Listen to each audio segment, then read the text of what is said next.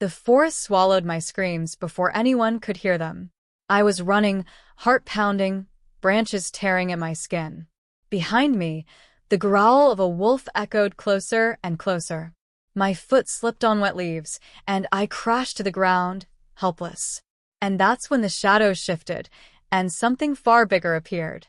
My name is Emily Parker. I'm 23 years old, and I live in Oregon. I grew up hiking these forests, thinking I knew every trail. But that day, I strayed too far, chasing the colors of the autumn leaves. By the time I realized I was lost, the sun was already slipping behind the trees. I had no map, no signal, just silence pressing in on all sides. The forest felt wrong, too quiet, too still. Even the birds had gone silent, as if holding their breath. I tried to steady my own breathing, clutching my small backpack like it could protect me. Every crunch of leaves beneath my boots felt deafening. And then, I heard a low, guttural growl.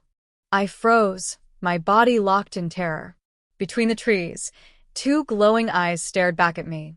A gray wolf stepped into the fading light, its teeth bared, lips curling back in a snarl. Its muscles rippled as it lowered itself, preparing to lunge.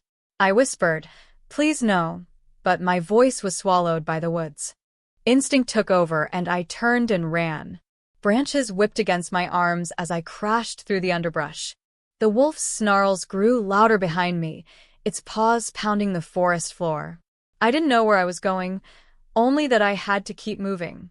But fear has a way of making you clumsy. My boot caught on a root, and I pitched forward hard. The ground slammed into me, knocking the breath from my lungs. Pain shot through my knee as I scrambled to push myself up.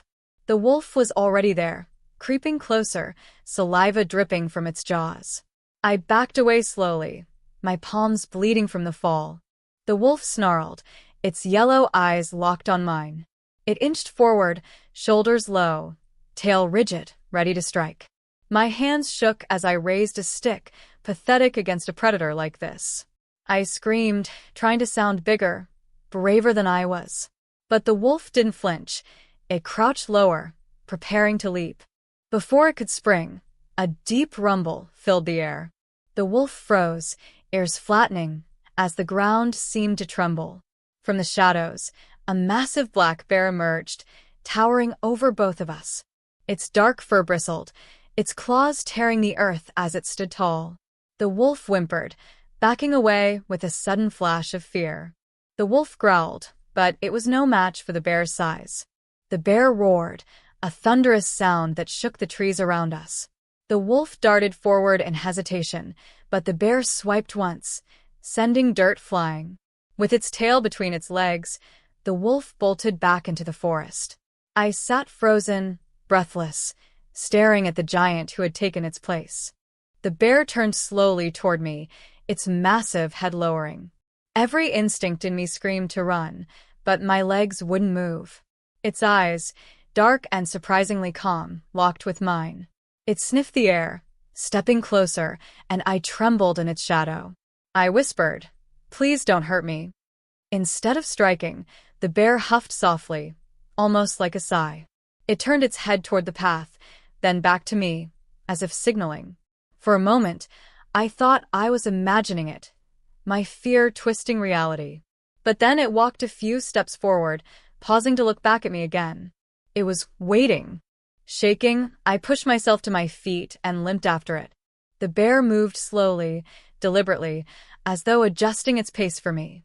It glanced back every so often, making sure I followed. The forest no longer felt like a cage. It felt like a path being carved. Each step filled me with awe and disbelief. We walked through thickets and streams, the bear never straying far ahead. I clutched my backpack, my eyes never leaving its massive frame. Somewhere behind us, a distant howl echoed, but the bear didn't falter. It kept moving, steady, purposeful, like a guardian leading me home. And somehow I trusted it completely.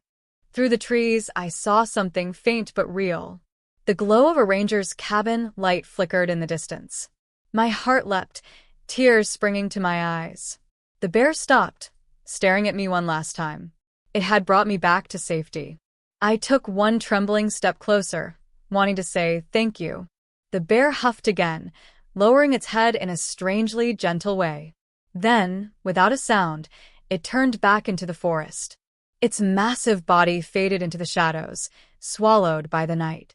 I stood there, torn between awe and sorrow. People ask me now, are you sure it wasn't just luck? But I know what I saw, what I felt in those eyes. That bear didn't just scare away a wolf, it guided me when I was lost. It wasn't a monster that night. It was my gentle giant. Some protect with weapons, some with words. That night, I was protected by claws and strength and an unexpected kindness. If this story touched you, you're not alone. At Loyal Voice, we share real, emotional tales that deserve to be heard. Like, comment, and subscribe so you never miss the next miracle.